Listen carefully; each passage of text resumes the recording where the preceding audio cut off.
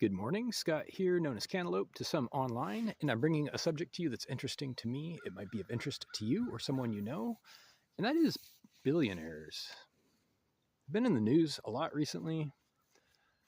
If you're reading anything in the newspapers or online, you've heard of the bigger billionaires, but you may not realize how many there are.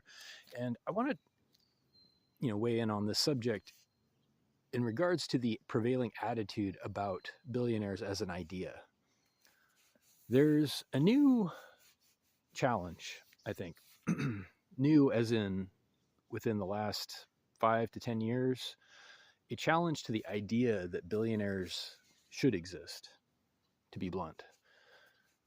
Whereas before, it was pretty understood and even admired. People of financial success, without other information, without thinking that somebody is of shady character or unscrupulous or something like that, it was generally regarded as a worthwhile goal to become rich. For many, basically since the beginning of this country, as far as I know, until very recently. Now, it still is in circles, don't get me wrong. It is looked up to, it is sought after and admired by elitists, people who are, capitalists, people who grow up in that environment mostly, but there's a very large growing consensus, a movement almost towards rejecting the idea of billionaires with no other qualifications. Now, I want to just mention something. Okay, so that's the subject. I want to mention that there is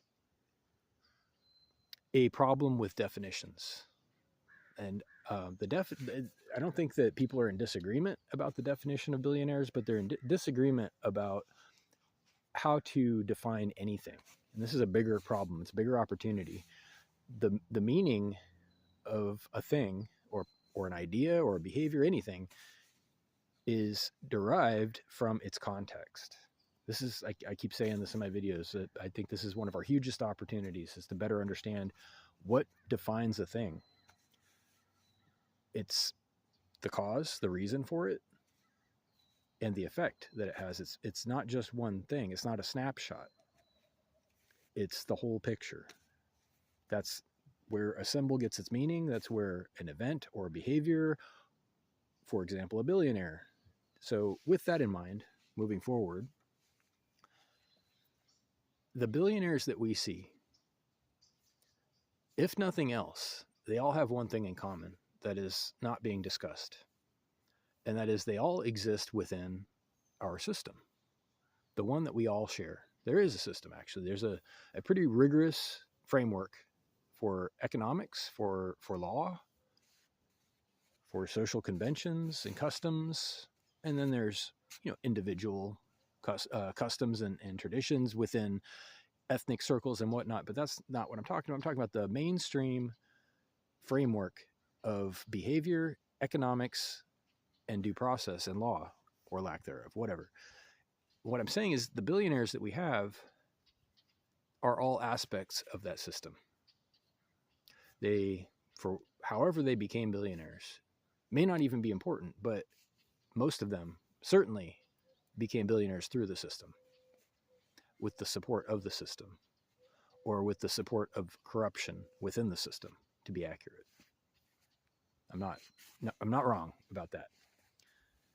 So my point is, and this is not a criticism. This video is actually, it's meant to be hopeful because there's a light at the end. Now, there's an opportunity, as usual, that there may potentially be a better system, and thinking about better systems, would they necessarily preclude billionaires? You might rush to judgment and say yes. You might say any working system would not allow that. Well, hang on a second.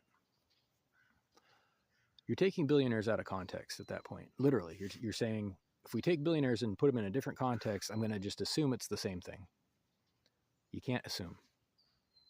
The context defines the thing, as I just described. So let's think about a different system. Let's think about any possible system, economic, legal, whatever, in which a billionaire might be a good thing. And I'm not even advocating for that yet. I'm just saying, imagine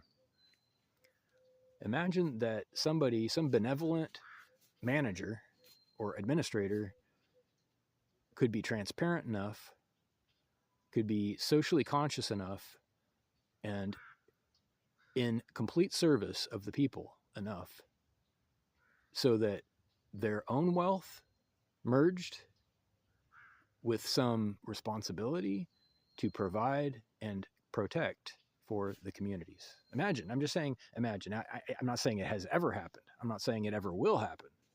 I'm just saying, if you wrote a book, a fictional book, it's not impossible to imagine. I would like to think that somehow, somewhere, people in power would do the right thing. I got to think that people are not as rotten as they seem in this world. And they do seem rotten many times. Not everybody. But I think that people have untapped potential. This is what gets me through my day. This hope, this faith, this belief that people somehow eventually could redeem themselves. But it takes an opportunity. It takes a system that allows for that.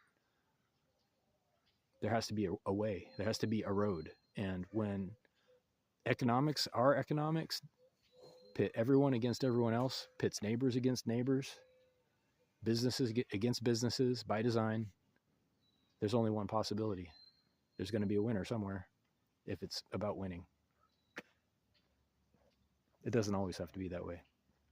If you have questions or comments, reach out to whiteheartrobot@gmail.com. Thank you.